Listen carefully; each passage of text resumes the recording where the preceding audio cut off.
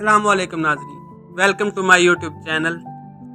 नाजरीन, हमारे यहाँ कबूतरबाज लोगों को कुछ अच्छा ख्याल नहीं किया जाता, यानी उन्हें अच्छा समझा नहीं जाता। इसकी क्या वजह है, ये हर किसी की अलग अलग राय पर मबनी हो सकता है, मगर हमारी फिल्म इंडस्ट्री में एक ऐसा खूबसूरत हीरो और विलन भी गुजरा है जो पहले पहल कबूतरबाज था।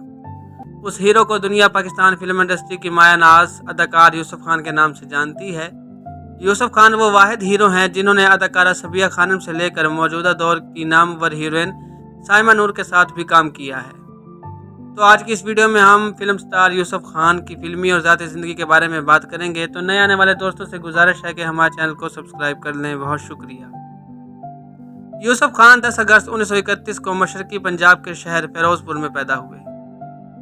उन्होंने उर्दू फिल्मों से काम शुरू किया, लेकिन उनको असल शोहरत पंजाबी सिनेमा से हासिल हुई। यूसुफ खान ने अगरचे 1954 में फिल्म परवाज़ के ज़रिए अपना फिल्मी कैरियर शुरू किया था, लेकिन 5 बरस तक लाहौर और कराची में मुसलसल जद्दोजहद के बाद उन्हें शमीम आरा और जमीला रज़ाक के साथ एक ऐसी फिल्म में काम करने का मौका मिला जिसने मुस्तकबिल का रास्ता उनके लिए साफ कर दिया। ये थी 1959 में बनने वाली फिल्म फैसला, जहाँ से एक चाइल्ड स्टार के तौर पर अदाकारा दीबा की फिल्मी ज़िंदगी का भी आगाज़ होता है। नाजरीन, अगर आप अदाकारा दीबा के मुतल्लिक, उनकी ज़िंदगी के मुतल्लिक मज़ीद जानना चाहते हैं तो हमारे चैनल पर अदाकारा दीबा के मुतल्लिक एक वीडियो मौजूद है, आप वो जाकर देख सकते हैं। नाजरीन, 50 के अशरे में उन्होंने यानी यूसुफ खान ने हसरत और भरोसा नामी फिल्मों में भी काम किया, लेकिन हसरत की हाईलाइट अदाकारा सबिया खानम थी, जबकि भरोसा में अदाकारा अलाउद्दीन ने नाजरीन को मुट्ठी में ले रखा था। यूसुफ खान को इन फिल्मों में अपनी सानवी हैसियत का पूरा एहसास था, लेकिन साथ ही ये यकीन भी था कि इन फिल्मों से हासिल होने वाला तजुर्बा रायगा नहीं जाएगा। चुनाचा 60 के अशरे में उन्होंने पूरी लगन से अपना काम जारी रखा और इस दौर में बनने वाली फिल्मों में जो किरदार मिलता रहा और यूसुफ खान को वो किरदार अगर मौजू लगा तो वो करते रहे और अपनी अदाकारी के जोहर दिखाते रहे कि ना होने से कुछ ना कुछ होना तो बेहतर है।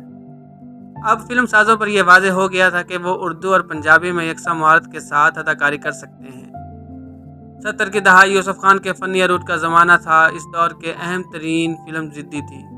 1973 में बनने वाले इस फिल्म की यूसुफ खान के लिए वही अहमियत थी जो उससे एक बरस पहले बनने वाली फिल्म बशीरा की सुल्तान राही के लिए थी।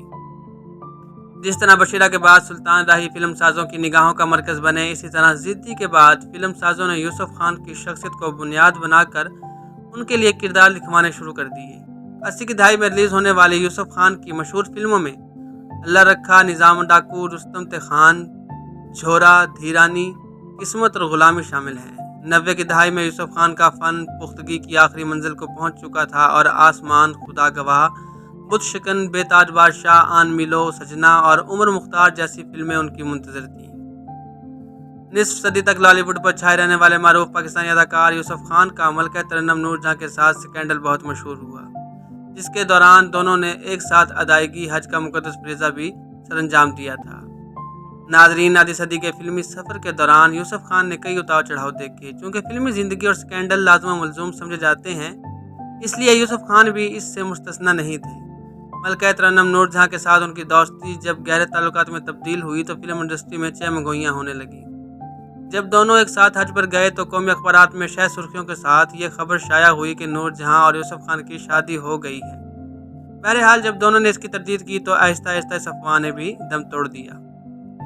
21वीं सदी की दहलीज पर पहुंचकर यूसुफ खान को एक ऐसा पाकिस्तानी अदाकार होने का मुनफरद एजाज़ मिला जो मुसलसल निस्फ सदी से फिल्मों में नमूदार हो रहा था। 2000 में रिलीज़ होने वाली उनकी फिल्म बूढ़ा गुजर ने साबित कर दिया कि ये हाथी मर के भी 1.25 लाख का रहेगा। उनकी आखिरी फिल्म मथुरा थी जो 2006 में नुमाइश के लिए पेश की गई। यूसुफ खान और सुल्तान राही की जोड़ी को फिल्म बैनों ने हमेशा पसंद किया और दोनों अदाकारों की एक साथ फिल्म में अदाकारी फिल्म की कामयाबी ज़मानत तस्वर की जाती थी।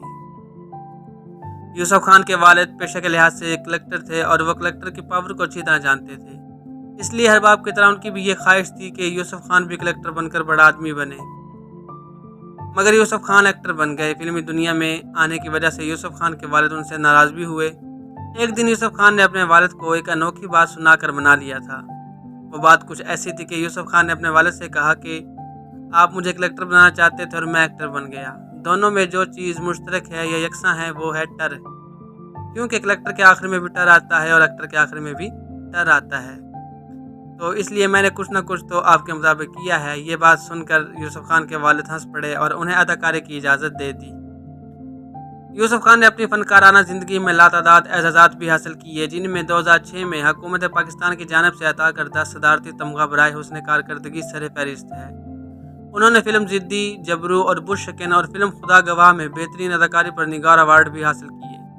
اس کے علاوہ انہیں 1999 میں نگار ملینیم ایوارڈ بھی دیا گیا۔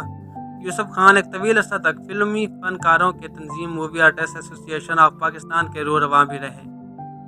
ان کو کبوتر بازی کا بھی بہت شوق تھا اور ان کے پاس سینکڑوں نایاب قسم کے کبوتر موجود تھے جن کا وہ بچوں کی طرح خیال رکھتے تھے۔ بلکہ یوسف خان کو زندگی کا پہلا کردار جو فلم میں ملا وہ کبوتر باز شخص کا ہی کردار تھا۔ ان کا یہ شوق آخری دم تک برقرار رہا۔ ناظرین، یوسف خان کا انتقال 20 ستمبر 2009 کو لاہور میں ہوا تھا۔ امید کرتا ہوں آج کی یہ ویڈیو آپ کو پسند آئی ہوگی۔ اگر آپ کو ہماری ویڈیوز اچھی لگتی ہیں تو ہمارے چینل کو سبسکرائب کریں اور کمنٹ سیکشن میں اپنا فیڈ بیک بھی ضرور دیں۔ بہت شکریہ۔